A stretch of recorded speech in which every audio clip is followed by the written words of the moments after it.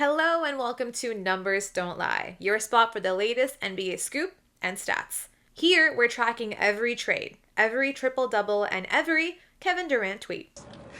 Ain't nobody got time for that. We'll start each show off with getting you caught up with everything NBA, then followed up with advice for your fantasy team.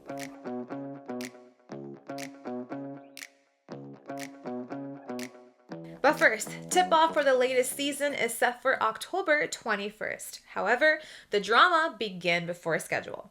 The Greek Freak is always a hot commodity, and this summer he had teams lined up and prepared to offer their firstborn the second he were to demand out.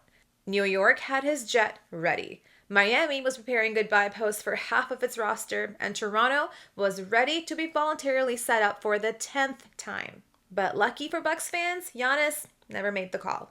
However, don't get too comfortable. The next team he wants to be on will not be in the United States. Put the streamers down, Toronto. It's not us.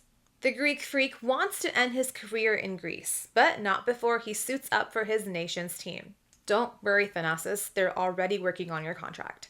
There's no longer just two Antetokounmpo brothers you gotta make room for on your team. There's a third.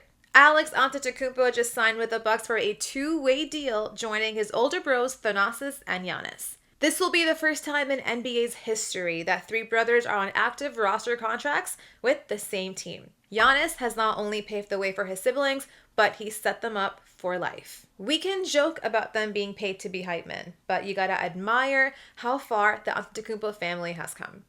We get to do as brothers things that, we would do in our backyard, have fun, like stuff like that. We get to do it on this big stage. I'm so grateful and we're blessed, While we're on the topic of non-American players, guess who made his return to court after almost 8 months? Everyone's favorite villain, Joel Embiid, returned for the Sixers in a preseason game against the Wolves, scoring 14 points, 8 assists, and 7 rebounds. Winning the game by 16 points was not enough. He decided to chew out the media outlets in his post-game for dropping him in their top 100 player rankings. He was asked about his long outlet passes, to which he replied, "According to your peers, I'm not even a top 100 basketball player, so I guess I've just gotta fit in where I can and help the team win." We're witnessing one of the greatest of our time demonstrate a masterclass of what he's best at, being petty. Board. And look at this. Come on. Like that's gonna do anything. The NBA missed you, Joel Embiid. Bad week if you're a media member, apparently, because guess who got their derriere handed to them by the Celtics coaches? They say if you can't play basketball, you write about it. They is me. I said that, but the Celtics coaches really put that to the test. They invited the media team to a game of pickup, but as they arrived, they got some news from Joe Mazzola. You're not playing each other. You're playing against the coaches. Fast forward a few minutes and the game ended 57-4. Coaches win.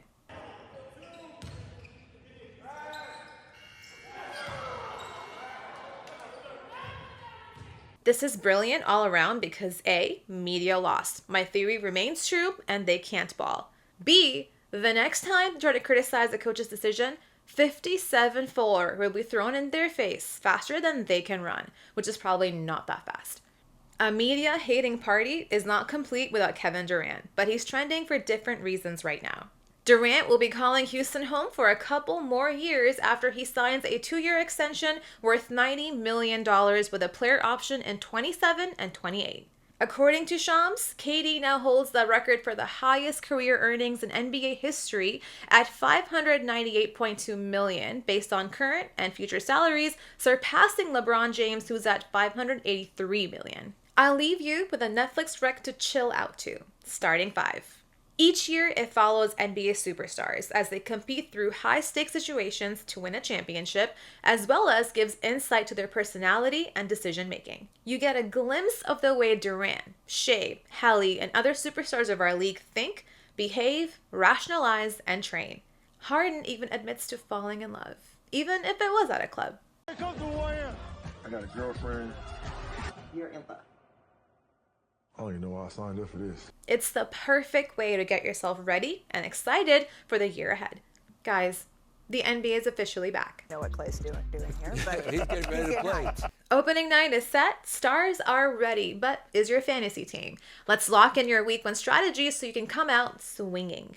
Create a watch list and fill it with high upside players. This can be your way to keep tabs on players who can break out. Know your strengths and weaknesses. If you're the worst teams in blocks, there's no point streaming or adding shot blockers to your team unless they're trade bait.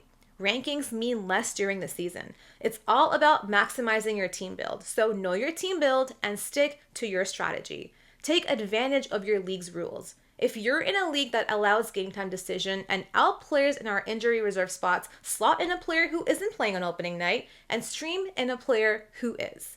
Know your worst player. This lets you quickly react to adding a player off the waiver wire. Have a streaming strategy. Do you get 7 moves each week? Then you can stream every day. Does your league only allow 3 moves? Then make sure you make the most of back-to-backs. Know your opponent's team builds. If your week 1 head-to-head matchup is punting specific categories, those are easy categories to win. Make sure you have those won and focus on others that are in play. In a 9-cat head-to-head league, you only need to win 5 categories to get a win. Focusing on 6 to 7 categories will improve your chances of winning your matchup. We always see high volatility in week 1. Don't stress if you lose your first week. You have 18 other weeks to secure a playoff spot.